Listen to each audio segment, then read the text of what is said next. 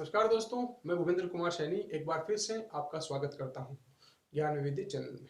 देखिएगा दोस्तों, आज जो हम फैक्ट डिस्कस करने जा रहे हैं वो बहुत ही इंपॉर्टेंट फैक्ट होंगे एग्जाम की दृष्टि से, जिनके एक या दो फैक्ट और सीधे सीधे नाम आपको याद रखना है। ठीक है, तो पहली सभ्यता हम पढ़ेंगे आहर बालाथल सभ्यता। कौन सी? बालाथल। ये आहर नदी, जो आहर सभ्यता थी अपनी, जो आहर है, आहर सभ्यता थी, आहर नदी के किनारे उसके पास की एक सहायक नदी। कौन सी?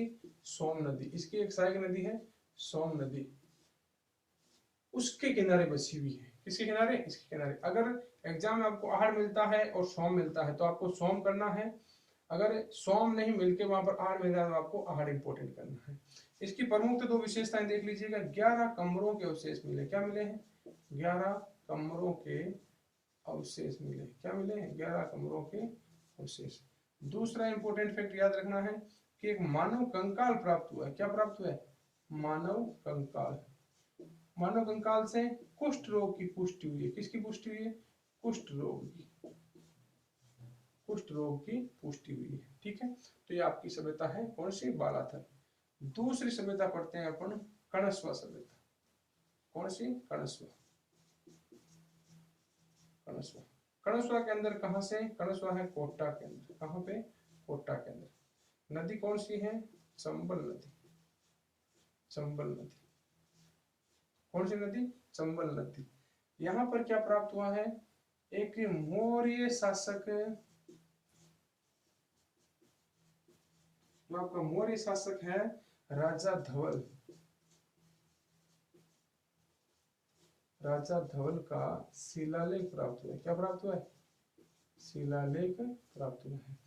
मौर्य शासक राजा धवल का शिलालेख कौन सी ईस्वी का है? 739 ईसा पूर्व। ठीक है, ये इंपोर्टेंट फैक्ट थी। तो दो सभ्यता ये होगी आपकी। तीसरी सभ्यता अपन पढ़ते हैं मल्ला सभ्यता। कौन सभ्यता? मल्ला सभ्यता। ठीक है, मल्ला सभ्यता की बात करें,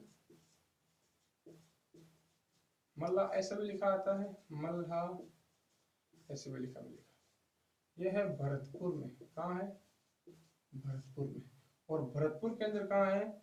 जो घना पक्षी विहार अभ्यारण्य है, जो आपका घना पक्षी विहार अभ्यारण्य,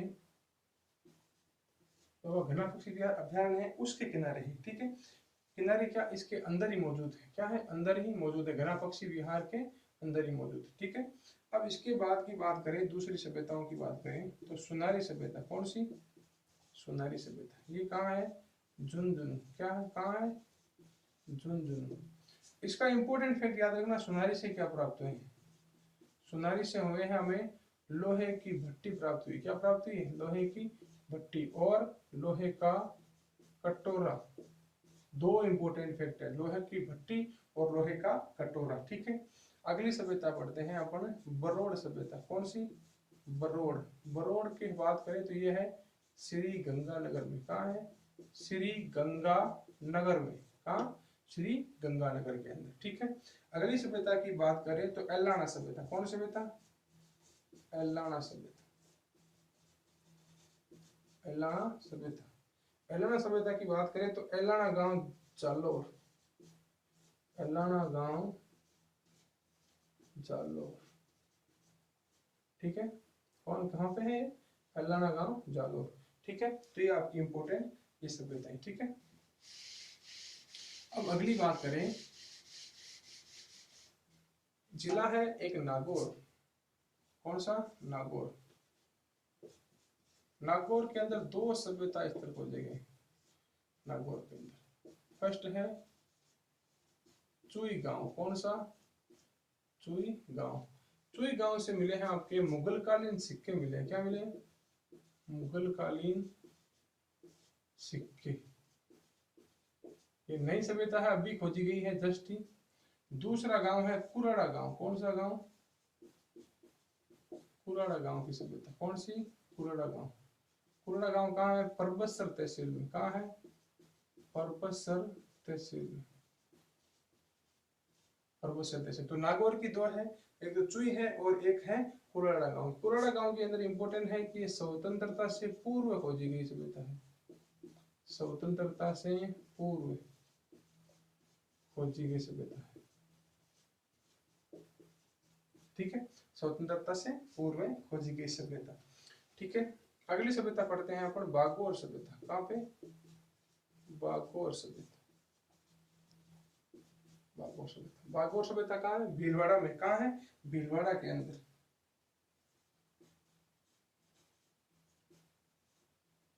बागोर भीलवाड़ा के अंदर, भीलवाड़ा के अंदर बागोर स्थान है, वहीं पर। नदी कौन सी है? कोठारी नदी। कौन सी? कोठारी नदी, इसके किनारे है।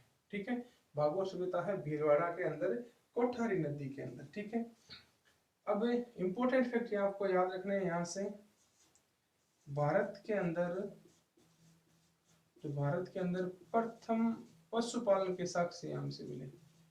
क्या मिले? प्रथम पशुपालन के साक्ष्य मिले। क्या मिले? साक्ष्य। ठीक है, और एक फैक्ट आपको याद रखना है, जो जहां पर खुदाई का जो खुदाई क्षेत्र था, जो खुदाई क्षेत्र था उसे कहा गया है महासतियों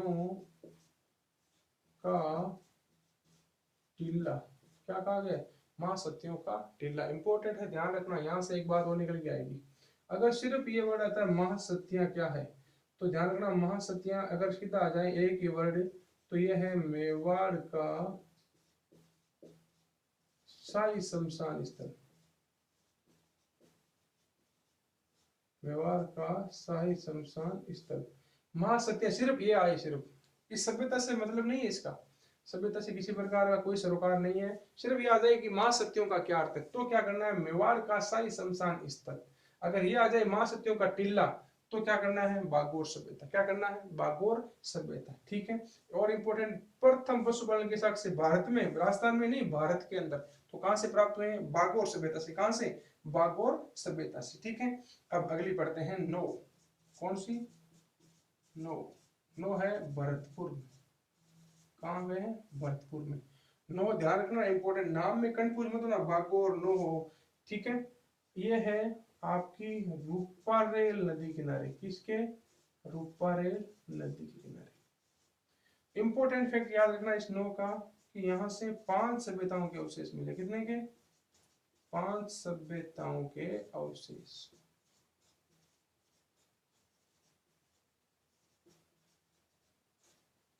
पांच सभ्यताएं कौन कौन सी? आर्यकालीन,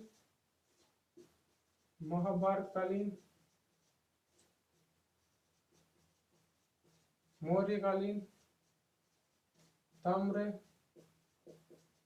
और लोह। 1 2 3 4 5। ठीक है, ये 5 प्रकार की सभ्यताओं के अवशेष यहाँ से प्राप्त हुए। ठीक है, अब देखिएगा अगली,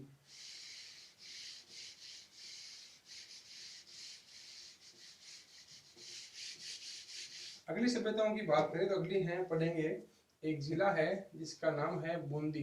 क्या नाम है? बूंदी। यहाँ से 2 सभ्यताएं प्राप्त हुई, 2 स्थल है यहाँ पे, एक तो है नेनवा,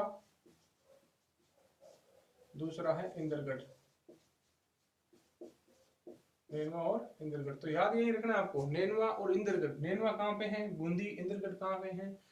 ठीक है, बूंदी। दोनों के दोनों स्थान यहीं पे हैं। ठीक है, अब देखिएगा अगली सभ्यताओं की बात करें तो हम पढ़ेंगे तिलवाड़ा। क्या पढ़ेंगे? तिलवाड़ा।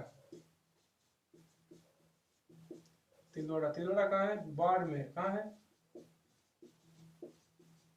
तिलवाड़ा है बाड़मेर के अंदर। ठीक है, अब देखिएगा एक पढ़ेंगे सोंथी। सोंती। क्या? सोंती। सोंती कहाँ पे? ध्यान रखना, सोंती, सोंती है बीकानेर में। कहाँ है? बीकानेर। और बीकानेर में एक और है डोडवाड़ा। डोडवाना, ये सभ्यता भी कहाँ है? डीडवाना नहीं है, बीकानेर का ध्यान रखना, डोडवाना है। क्या है? डोडवाना, या डोडधरा भी नाम आता है इसका। क्या नाम आता है? डोडधरा। दोनों नाम सही है इसके, ये भी सही है, ये भी सही है। और सोंती भी कहाँ है? बीकानेर के अंदर। कहाँ है? बीकानेर के अंदर। ठीक है, अब देखिएगा आपको एक इंपॉर्टेंट फैक्ट बताता हूँ इसके अंदर, जो कंफ्यूज करने वाला है। देखिएगा कैसे, देखिएगा, एक है नगर, एक है नगरी। दो सभ्यता स्थल है, ध्यान रखना। एक तो है नगर, एक है नगरी। नगर की बात करें तो ये है टोंक के अंदर। कहाँ है? टोंक के अंदर। नगरी की बात करें तो ये है चित्तौड़गढ़ के अंदर। कहाँ पे? चित्तौड़गढ़ के अंदर। ध्यान से सुनना। नगर, नगर है वो टोंक के अंदर है, नगरी है आपकी चित्तौड़गढ़ के अंदर। कहाँ पे है? चित्तौड़गढ़ के अंदर, अलग अलग है। अब देखिएगा टोंक के अंदर ही एक सभ्यता और है, रैंड सभ्यता। क्या है? रैंड। इस रैंड की इंपोर्टेंट बात करें तो एशिया के अंदर, कहाँ पे? पूरे महाद्वीप की बात कर रहा हूं, एशिया में सबसे अधिक सिक्के प्राप्त हुए। क्या प्राप्त हुए? सिक्के प्राप्त। ठीक है, एशिया के अंदर सबसे अधिक सिक्के कितने प्राप्त हुए हैं? लगभग 4000 सिक्के। कितने? 4000 सिक्के। रैंड को और क्या कहते थे पहले?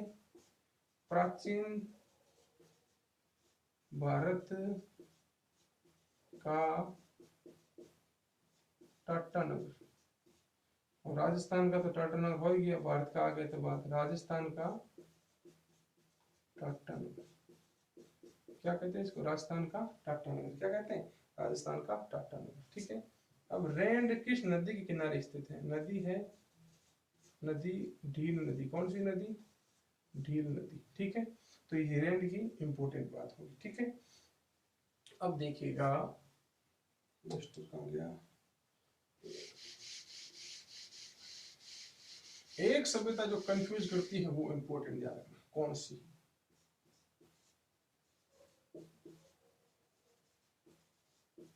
जोधपुरा। जोधपुर नहीं है, जोधपुरा है। ठीक है, जोधपुर तो एक शहर है। जोधपुर तो क्या है? जोधपुर तो एक शहर है। ये जोधपुरा सभ्यता, ध्यान रखना। जोधपुरा सभ्यता कहाँ है? जयपुर में है। कहाँ है? जयपुर। जयपुर में कहाँ है? कोटपुतली। कहाँ है? कोटपुतली। ध्यान रखना, जयपुर के अंदर कोटपुतली। जोधपुरा सभ्यता। जोधपुर रे नहीं, रा है, जोधपुरा। जोधपुरा। ठीक है, तो ये आपकी सभ्यता है। अब इंपोर्टेंट फैक्ट जो इनके बारे में है वो डिस्कस कर लेते हैं। जो इंपोर्टेंट फैक्ट है वो डिस्कस कर लेते हैं। पहला इंपोर्टेंट फैक्ट ध्यान रखना, भारत में सर्वप्रथम पशुपालन के साक्ष्य कहां से प्राप्त हुए? हमें बिगोद से। कहां से प्राप्त हुए? बिगोद। कहां से? बिगोद, भीलवाड़ा। बिगोद, भीलवाड़ा। ठीक है, कहां से प्राप्त हुए? बिगोद, भीलवाड़ा से। ठीक है, अब अगली बात करें, राजस्थान के अंदर बात करें तो चित्रकला के सर्वप्रथम अवशेष राजस्थान में चित्रकला के सर्वप्रथम अवशेष। याद रखना, ये राजस्थान की बात कर रहा हूं मैं, भारत की बात नहीं कर रहा हूं। तो कहां से मिले हैं? बेरार से। कहां से? बेरार से। ये भी ध्यान रखना, यहाँ पे आप गलती मत कर देना, भारत और राजस्थान ये अलग अलग फैक्ट है सारों के, ध्यान रखना। ठीक है, अगला फैक्ट डिस्कस करते हैं आपके साथ कि राजस्थान में सूती, राजस्थान के अंदर जो सूती वस्त्र हैं, जो सूती वस्त्र के साक्ष्य कहां से प्राप्त हुए हैं? राजस्थान में सूती वस्त्र की बात करें तो प्राप्त हुए हमें बेराट और आहड़ दोनों स्थान से। बेराट से भी प्राप्त हुए हैं और आहड़ से भी प्राप्त हुए। कहां से? आहड़ से। बेराट की बात करें तो आप, मैं बताया था आपको कि यहाँ से 36 मुद्रा, कितनी मुद्रा? 36 मुद्रा सूती कपड़े में लिपटी हुई थी। किसमें? सूती कपड़े में लपेटी हुई थी। और इनमें से 26 जो मुद्रा है वो थी इंडो ग्रीक या यूनानी, इंडो यूनानी सभ्यता की। किसकी? इंडो यूनानी सभ्यता की। ठीक है, तो ये इंपोर्टेंट फैक्ट इसका हो गया। ठीक है, अब देखिएगा दूसरा फैक्ट डिस्कस करते हैं। एक इंपोर्टेंट सभ्यताओं के बारे में इंपोर्टेंट फैक्ट, यानी पत्थरों के अवशेष, एकमात्र पत्थरों के अवशेष, सिर्फ पत्थरों के अवशेष मिले। कहाँ पे मिले थे? गणेश्वर सभ्यता। कौन सभ्यता? गणेश्वर सभ्यता। ठीक है, मैंने बताया था आपको गणेश्वर सभ्यता, यानी बाकी की जगह कच्ची ईंटें पक्की ईंटें वो मिली है, लेकिन ये सभ्यता है यहाँ पर क्या मिले? पत्थरों के घरों के अवशेष। किसके? पत्थरों के घर। किसके घर? पत्थरों के घरों के अवशेष। ठीक है, पत्थरों के घरों के अवशेष मिले, बाकी जगह कच्ची ईंटें पक्की ईंटें मिली है। गणेश सभ्यता मैंने आपको समझाई थी। ठीक है, कांतली नदी के किनारे। कहाँ पे? कांतली नदी।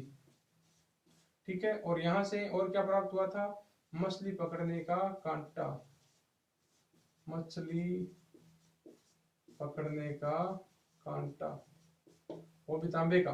ठीक है, और हमने बात की थी यहाँ पर जो 99% तांबा शुद्ध रूप में उपयोग होता था, यानी बिल्कुल भी अशुद्धियां नहीं मिल जाती तांबे के अंदर। ठीक है, तो ये सारे के सारे आपके इंपॉर्टेंट फैक्टर सीधे एग्जाम हो जाते हैं यहाँ से। ये वीडियो बहुत इंपॉर्टेंट रहेगा आपके लिए, बार बार इसको देखें आप और नोट्स बनाए अच्छे से इसके। ठीक है, तो दोस्तों ये था अपना इतिहास का एक महत्वपूर्ण पार्ट, सभ्यता।